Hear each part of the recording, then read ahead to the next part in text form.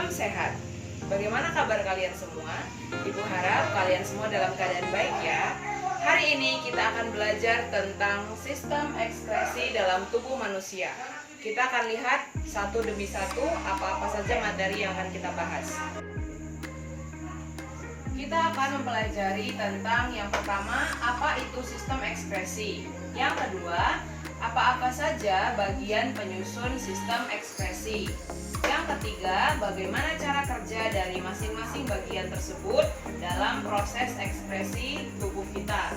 Yang keempat, mengapa sistem ini penting bagi tubuh kita. Dan yang kelima, apa yang akan terjadi jika kita tidak bisa menjaga sistem ekspresi kita dengan baik. Kita awali dengan definisi. Jadi, sistem ekskresi adalah suatu sistem yang bertanggung jawab terhadap proses pengeluaran zat-zat sisa metabolisme di dalam tubuh. Adapun macam-macam organ yang bertanggung jawab dalam proses pengeluaran ini diantaranya ada ginjal dengan hasil buangannya berupa urin, ada kulit dengan hasil buangannya berupa keringat, dan ada paru-paru dengan hasil buangannya karbon dioksida dan uap air. Tapi untuk sistem ekskresi kali ini kita akan fokuskan pembahasan kita pada ginjal. Ginjal dalam tubuh kita ada sepasang, sebelah kiri dan kanan, terletak dekat dengan tulang pinggang dan bentuknya menyerupai kacang ercis. Bisa kita lihat pada peraga ini merupakan contoh satu dari kedua ginjal yang ada di dalam tubuh kita. Dan jika diperbesar satu bagian di dalam ginjal, maka akan tampak seperti ini. Dan di dalamnya ada banyak sekali bagian-bagian yang nanti kita akan bahas satu persatu, mulai dari tubulus, pembuluh darah, kemudian ada glomerulus, capsula Bowman, dan semuanya itu memiliki peran dalam proses pengeluaran atau ekspresi dalam tubuh kita. Ginjal terdiri dari lapisan luar atau disebut dengan korteks. Pada gambar ini ditunjukkan oleh nomor 3. Serta lapisan dalam atau medula. Pada gambar ini ditunjukkan oleh nomor 2. Yang diperbesar akan menjadi seperti ini. Kemudian dalam ginjal terdapat jutaan penyaring yang disebut nefron. Dan dalam tiap nefron tersusun atas badan Malpighi, serta dalam satu badan Malpighi terdapat capsula Bowman dan glomerulus. Adapun bagian-bagian yang terdapat di dalam ginjal kita akan bahas satu demi satu. Mulai dari yang nomor 1, itu adalah saluran ureter. Saluran ureter itu sendiri merupakan tabung yang berisi banyak sel-sel otot yang akan mendorong urin yang sudah jadi untuk menuju ke kandung kemih. Selanjutnya nomor 2 ada medula yang tadi sudah Ibu bilang. Di dalam medula banyak terdapat tubulus-tubulus yang berfungsi sebagai tempat penyaringan atau filtrasi. Kemudian pada bagian ketiga ada korteks yang tadi kita bahas juga. Korteks merupakan tempat yang banyak mengandung pembuluh darah. Kita akan bahas masing-masing tubulus dan fungsinya. Yang pertama ada tubulus proksimal. Disinilah merupakan tempat filtrasi atau penyaringan glukosa dalam darah. Hasil dari penyaringan pertama di tubulus proksimal ini adalah urin sekunder. Jadi di dalam urin sekunder ini nanti harusnya sudah tidak ditemukan adanya glukosa. Jadi ketika seorang penderita diabetes yang masih ada, maka ginjal yang mengalami kerusakan adalah pada bagian tubulus proksimal.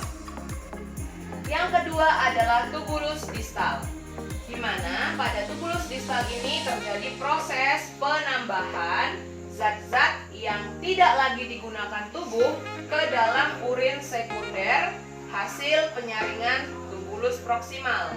Sehingga hasil dari proses di dalam tubulus distal ini akan menjadi urin yang sesungguhnya yang siap diekspresikan dari dalam tubuh. Kemudian tubulus yang ketiga adalah tubulus kolektivus.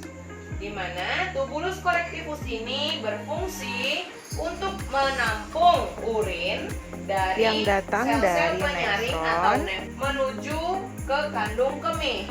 Jadi urin yang tadi sudah diproses ditampung dalam tubulus collectifus sebelum akhirnya diangkut menuju kandung kemih.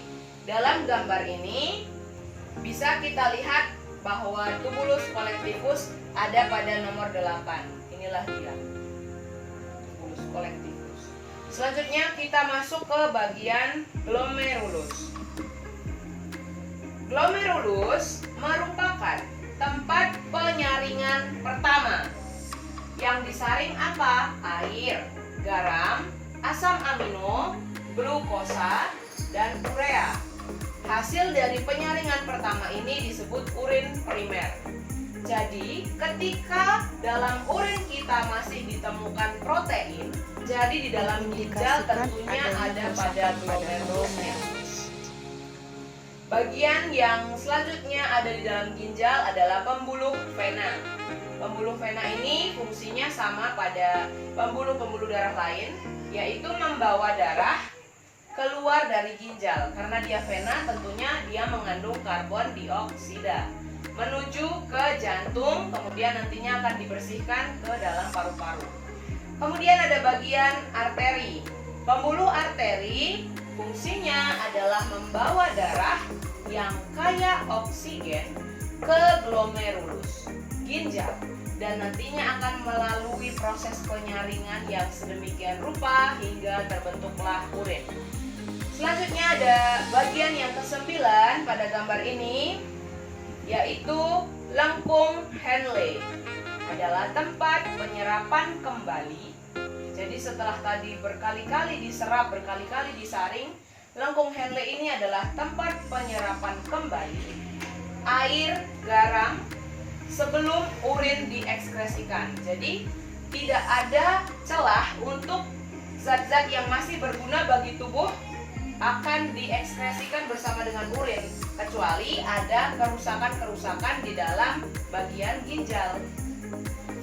Setelah kita mempelajari bagian-bagian dalam ginjal, kita sekarang akan mempelajari bagaimana proses terbentuknya urin di dalam ginjal. Yang pertama, prosesnya disebut filtrasi. Filtrasi itu berasal dari kata filter. Filter itu adalah saringan, berarti proses filtrasi ini adalah proses penyaringan. Terjadi di mana? Terjadinya di glomerulus. Seperti yang tadi sudah Ibu singgung pertama, bahwa di glomerulus itu ada terjadi penyaringan air, garam, asam amino, glukosa, dan urea. Disinilah terjadi proses penyaringan pertama kali. Sehingga hasil dari penyaringan di glomerulus disebut urin primer. Selanjutnya, setelah melalui proses filtrasi dalam glomerulus, urin primer tersebut akan mengalami penyerapan kembali atau reabsorpsi. Absorb itu artinya serap, re kembali. Jadi proses penyerapan kembali itu terjadi di dalam tubulus proksimal. Di dalam tubulus proksimal kita ingat kembali serta lengkung Henle bahwa yang diserap kembali itu ada air, garam-garam, dan urea atau asam urat dan lain sebagainya. Sehingga melalui proses penyerapan kembali ini dihasilkanlah urin yang kedua atau disebut urin sekunder. Jadi ini belum benar-benar layak untuk diekspresikan dari tubuh karena masih mengandung zat-zat yang diperlukan, makanya dia harus melalui proses reabsorpsi. Selanjutnya, urin sekunder ini akan memasuki proses augmentasi. Augmentasi itu adalah proses penambahan zat-zat yang sudah tidak lagi digunakan tubuh untuk diekspresikan bersama dengan urin. Di mana proses terjadinya? Dia terjadi di dalam tubulus distal dan tubulus collectifus. Kemudian hasilnya apa? Hasilnya adalah urin sesungguhnya yang nantinya akan dikeluarkan melalui saluran ureter, dilanjutkan menuju uretra, kemudian kandung kemih dan diekspresikan dari dalam tubuh. Kita baru saja selesai membahas tentang sistem ekskresi, bagian-bagian dalam sistem ekskresi, khususnya ginjal, serta bagaimana mekanisme kerja dalam ginjal sampai terbentuknya urin. Ibu harap kalian harus benar-benar memahami tentang apa yang sudah kita pelajari, karena nanti akan kita gunakan untuk bermain game bersama. Sekian pembelajaran dari Ibu harap kalian selalu menjaga kesehatan. Salam sehat!